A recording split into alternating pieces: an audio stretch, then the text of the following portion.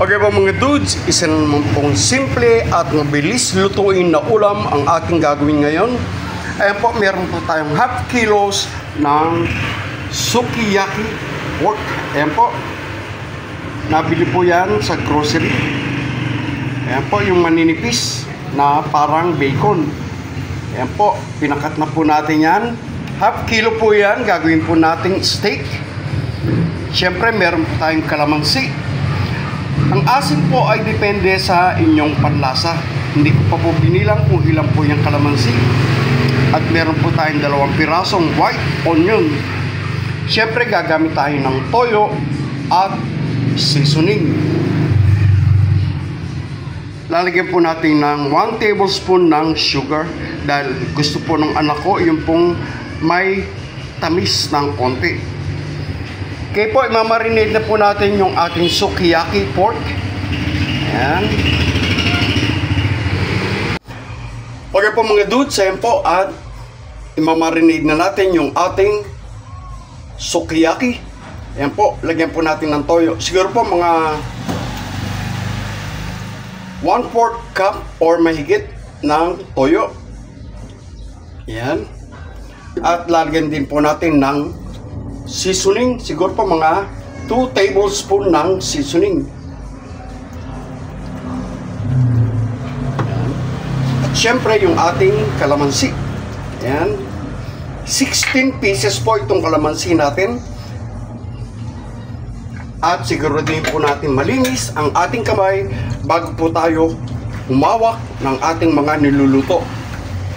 Ayan, marinate po natin yan siguro mga 20 to 30 minutes. Ayan. Marinate lang po natin siya bago po natin simulan ang pagluluto. Okay?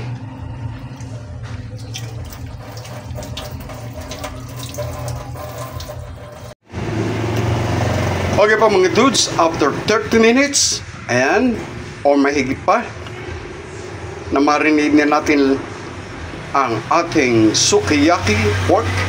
At ngayon naman po ay sisimulan na natin ang pagluluto ng sukiyaki steak. Okay po mga dudes, ayan. At isasalang na natin yung ating sukiyaki steak. Ayan. Papakulan po muna natin. Ayan. Hintayin po natin siyang kumulo.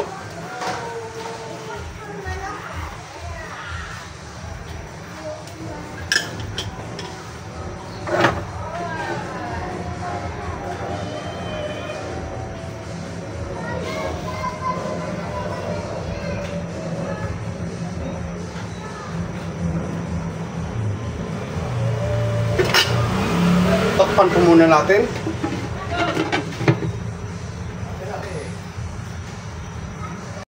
Okay po mga dudes, habang nagpapakulo tayo ay hiwain na natin ang ating sibuyas. Sa steak po, mas masarap kung white ang gagamitin natin, pero kung wala naman, okay lang din po yung red.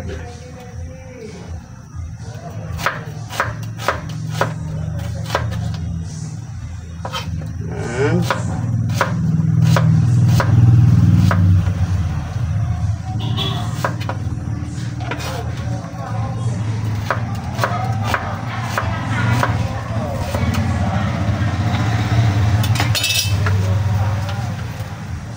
Pag-iwahiwalay natin para mas masarap, mas malasa, mas marami. Okay. Okay po mga dudes, ayan po, kung nakikita nyo yan, nagkukuluan na. Yung halo-haloin po natin. Amoy na po yung toyo at yung ating kalamansi. Yan, mamaya set aside muna natin yan at ipiprito-prito natin para mas masarap. Madali lang po ito dahil manipis lang po yung ating sukiyaki cut. Okay?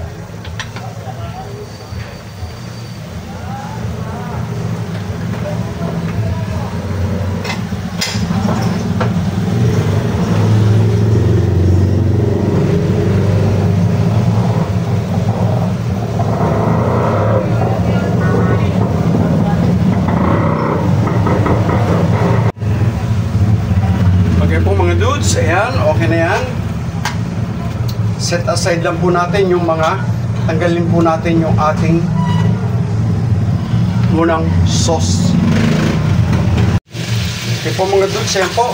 Sinet aside lang po muna natin yung sauce at ipiprito-prito natin yung ating sukiyaki pork para mas tumalab yung lasa. Okay.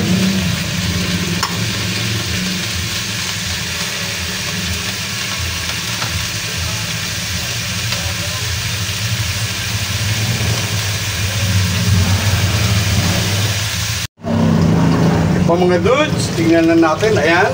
At medyo na-fried na po yung ating pork. Tabi-tabi lang po natin at igisa na po natin yung ating sibuyas. Hindi na po ako naglagay ng garlic. Okay na po yan.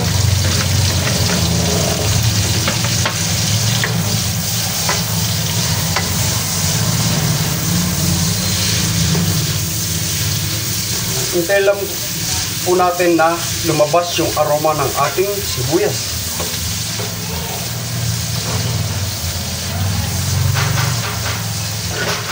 Pasensya po, may kumakatok, may tao.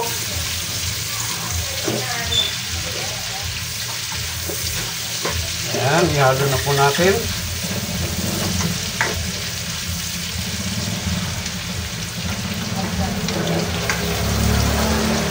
Kita nyo naman po, napakabilis lang po lutuin.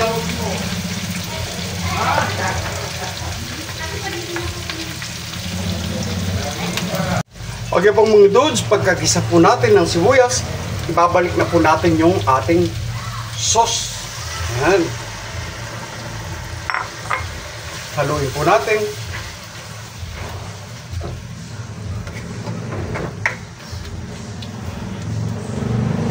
Lalagyan po natin mga 1 kutsarang asukal.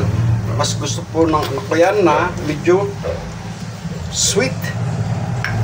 May tamis.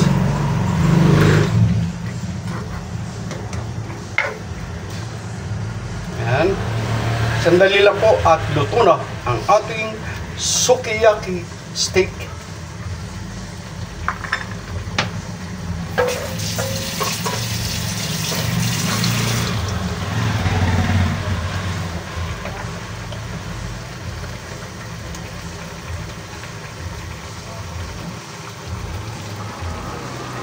Okay, sukiyaki steak.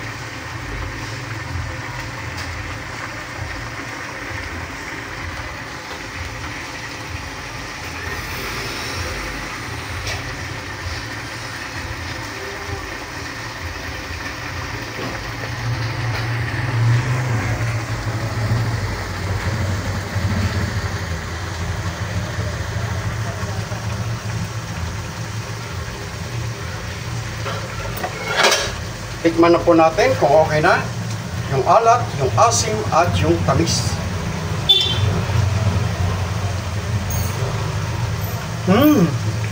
Saktong-sakto.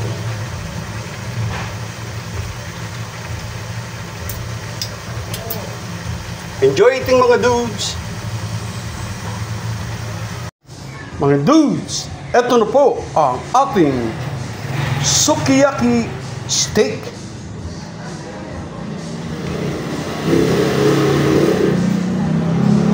Yum, yum, yum.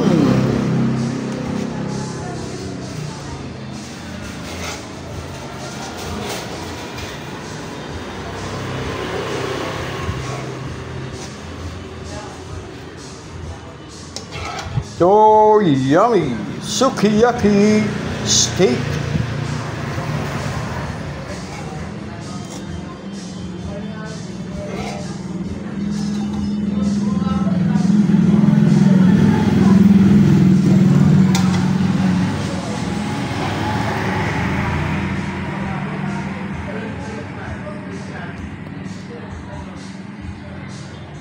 Enjoy eating mga dudes!